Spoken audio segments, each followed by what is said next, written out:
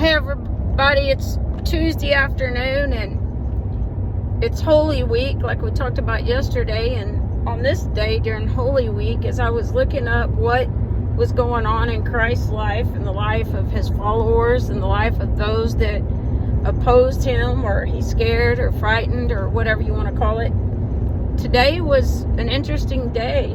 Today was the day that became his last lesson, his last teaching, his last comments, his last thoughts on what was going to happen coming up, what his followers needed to do, what his adversaries needed to hear, what the confused needed to know, what we as believers now needed to know, and what everyone needed to expect in the future. All these things were coming about today during Holy Week, the week leading up, the days leading up to his death, and ultimately for us, his glorious resurrection.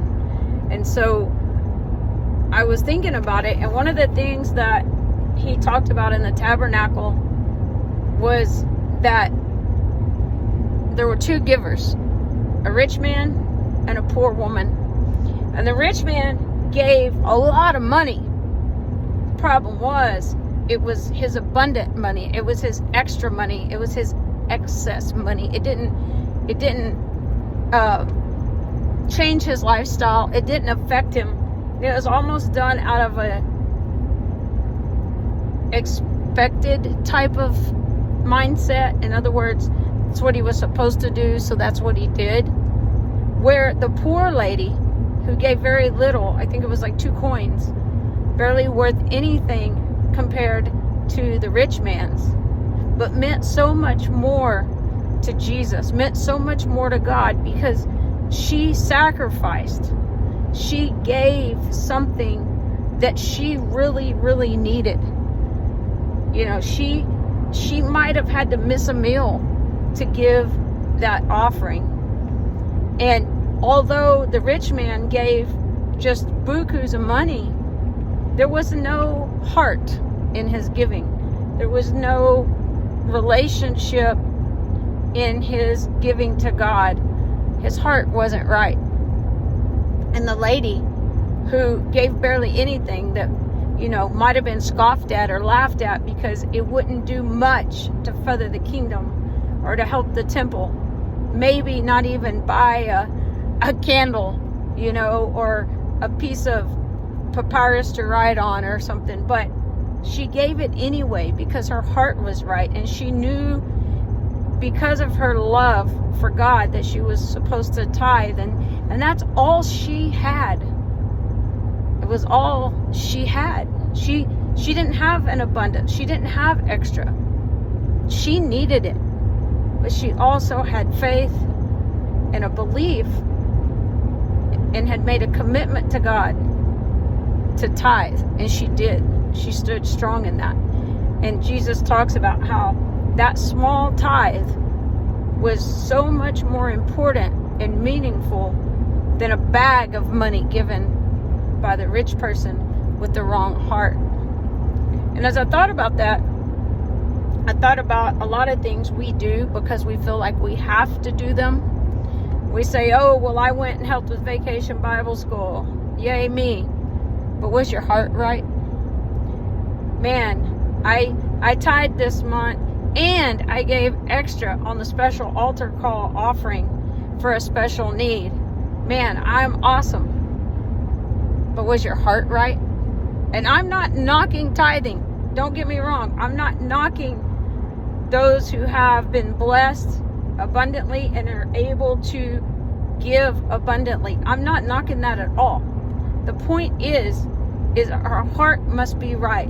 Whether we write a check for $5,000 or we put a nickel in the offering plate, our heart has to be right.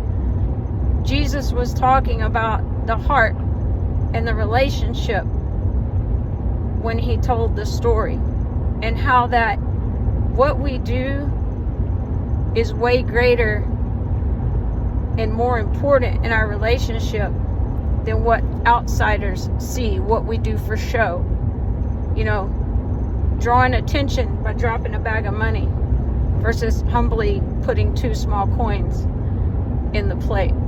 There's a difference in the heart of those actions and who the action was intended for, whether it's self-serving or for God's service. So on this Tuesday, as we get through Holy Week, I pray that each one of us make sure that what we're doing for God, whether it's our tithing, whether it's volunteering for service, whether it's reaching out to witness to others, or reaching out in other aspects of our community where we volunteer our time and our talents and our gifts, or whether we donate to different things, that when we do those things, any and all of those, in our prayer, everything that we offer to others for God's glory, that we do it with the right heart and not out of, well, you know, I'm supposed to do this, I don't really want to, but that we do it because God loved us first. God's presence in our lives makes us want to be better, makes us want to be Christ-like, drives us to bless His children in any way that we can when we're given the opportunity. Continue to pray through Holy Week. Pray for those around us. Pray for your family and your friends, our communities, our nation, and the world. There's nothing better than intercessory prayer. And didn't Jesus teach us that this week?